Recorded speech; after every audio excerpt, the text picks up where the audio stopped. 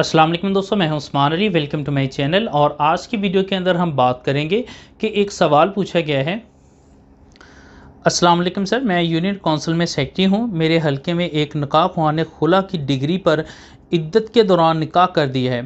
खुला का फ़ैसला 16/6/2021 को होता है और निकाह 1/8/2021 को पढ़ाया गया है और दर्ज किया गया है। इस पर हम इसके ख़िलाफ़ क्या कानून के मुताबिक कार्रवाई कर सकते हैं। तो मौजू की तरफ जाने से पहले सब दोस्तों से गुजारिश है कि अगर आपने अभी तक हमारे यूट्यूब चैनल को सब्सक्राइब नहीं किया है तो वीडियो के नीचे एक रेड कलर का सब्सक्राइब का बटन आ रहा होगा, उसके ऊपर क्लिक करके सब्सक्राइब कर लीजिएगा और साथ बेल आइकन को भी दबा दीजिएगा ताकि जब भी हमारी कोई लेटेस्ट वीडियो आए तो उसकी नोटिफिकेशन आप तक पहुँचते रहें।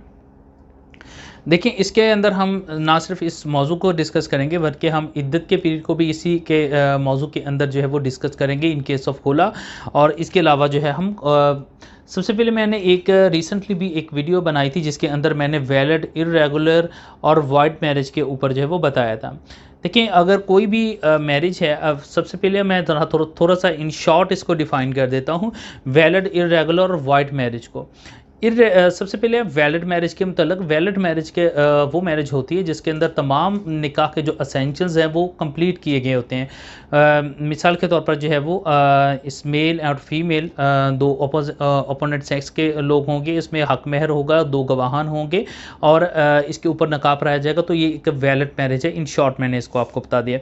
इर्रेगुलर की अगर हम बात करें तो इर्रेगुलर मैरिज वो होती है जिसके अंदर तमाम असेंशियल्स तो पूरे होते हैं लेकिन एक कोई ना कोई उसके अंदर रिस्ट्रिक्शंस मौजूद होती है। फॉर एग्जांपल है, एक लड़का भी मौजूद है, लड़की भी मौजूद है, प्रपोजल भी है, एक्सेप्टेंस भी है, दोनों इस चीज़ के ऊपर इकरार कर रहे हैं कि वो शादी के लिए दोनों की एक्सेप्टेंस मौजूद है, गवाहान भी मौजूद है, हक महर भी मौजूद है। अब यहाँ पर तमाम जो है इसके ऊपर असेंशियल जो हैं वो वैलिड मैरिज के जो है वो कंप्लीट हैं।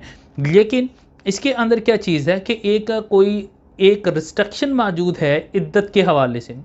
अगर कोई भी शख्स है वो दौरान इद्दत अगर कोई मैरिज कर लेता है तो वो इर्रेगुलर मैरिज होगी, यानी कि उसमें मैरिज तो हो जाएगी लेकिन उसके अंदर रिस्ट्रिक्शन क्योंकि मौजूद है तो वो जैसे रिस्ट्रिक्शन जो है वो उसको रिमूव होगी तो वो एक वैलिड मैरिज के अंदर कन्वर्ट कर जाएगी। और लास्टली है वॉइड मैरिज। वॉइड मैरिज क्या होती है कि अगर जहाँ पर मुकम्मल असेंशियल्स ही पूरे नहीं हैं, प्रपोजल है, एक्सेप्टेंस है, उसमें हक महर ना हो, गवाहान ना हो या ऐसी कोई यहाँ पर अगर कोई चाहे ये तमाम असेंशियल्स मौजूद हो लेकिन किसी नॉन मुस्लिम से शादी हो रही हो तो ऐसी सूरत के अंदर यहाँ पर क्योंकि बेसिक जो इंग्रेडिएंट्स हैं अगर वहाँ पर कंप्लीट ना हो तो ये एक वाइड मैरिज होगी, यानी वो सिरे से कलअदम होगी। अब यहाँ पर ये जो मैरिज है ये कंसीडर होगी इरेगुलर मैरिज के मतलब। लेकिन यहाँ पर जो आपका सवाल है वो है कि जहाँ पर 3 माह से पहले आपने कहा कि ये इद्दत का पीरियड है जिसके अंदर जो है वो उन्होंने मैरिज कर ली है। देखिए, अगर कोई भी खुला है तो खुला के अंदर जो मैरिज है वो उसमें इद्दत का जो पीरियड होता है, अगर तो रुखसती नहीं हुई है तो फिर इद्दत का टाइम इसमें है ही नहीं। खुला के फ़ौरन बाद जो है वो शादी कर सकती है औरत। लेकिन अगर जो है वो रुखसती हुई हो और फिर जो है वो ख़ातून इसके ऊपर खुला लेती है अदालत के थ्रू, अपनी डिमांड के ऊपर लेती है, कोई चीज़ अपनी छोड़ के लेती है, तो इसमें इद्दत का जो पीरियड होगा वो 1 हैज़ का होगा और एक 1 पीरियड का होगा और ये 1 माह का है। और इसके अंदर जो है वो सुन्नी अबू दाऊद है, उसकी हदीस नंबर जो है वो 2229 है और तिरमिज़ी की 1185 है। तो ये जो मैंने लास्टली आपको वैलिड, इर्रेगुलर, वाइड मैरिज के मुतल्लक बताया वो मोहम्मदन लॉ का सेक्शन 253 है। तो यहाँ पर जो मैरिज है उसके लिए जो इद्दत का पीरियड है वो 1 माह मुकर्रर है। 1 माह के बाद जो है वो मैरिज हो सकती है और इसके ऊपर हाई कोर्ट की भी जजमेंट मौजूद है कि 42 दिन के बाद जो है वो शादी खातून आगे कर सकती है इन केस ऑफ खुला। तो यहाँ पर अगर उन्होंने आपकी जो सवाल इसके अंदर जो खुला का फैसला है वो 16/6/21 को हुआ है और उसके बाद ये 16/1 यानी 7 को 1 माह कंप्लीट होता है, लेकिन ये 1.5 माह के बाद जो है वो शादी की गई है।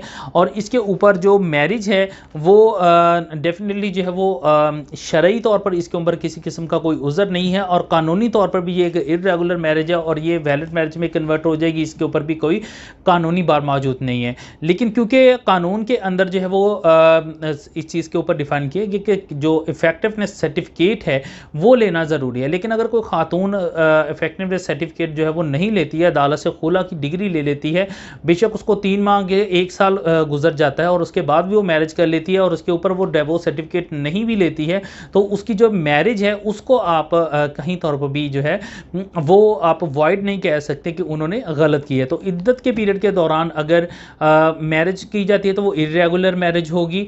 और यहाँ पर क्योंकि आपका जो सवाल उसमें 1.5 माह की बात की गई है, तो ये एक वैलिड मैरिज है अकॉर्डिंग टू, और कुछ तक की कोई भी अदालत है इसको कैंसिल या तसव्वुर नहीं कर सकती हैं, इसको वॉइड डिक्लेयर नहीं कर सकती हैं। शरई तौर पर भी इसके अंदर जो है वो कोई उज़र मौजूद नहीं है। सो इसमें अगर उन्होंने मैरिज की है तो वो एक 1.5 माह के बाद की है, तो इसमें 1.5 माह के बाद जो है अगर कोई मैरिज होती है तो ये एक वैलिड मैरिज है। और उसके ऊपर अगर वो डिवोर्स सर्टिफिकेट जो है ना भी लें तो इसमें जो है वो कानूनी बार तो मौजूद है, आप जो है वो उसके ऊपर बाद के अंदर जो है वो डिवोर्स सर्टिफिकेट ले सकते हैं। तो ये जो मैरिज है ये किसी तौर पर भी जो है आप इसको ये नहीं कह सकते कि ये एक वैलिड मैरिज नहीं है। मज़ीद इस मौजू से मुतल्लिक़ अगर आपका कोई सवाल हो तो आप वीडियो के नीचे कमेंट करके पूछ सकते हैं। थैंक फॉर वॉचिंग एंड अल्लाह हाफ़िज़।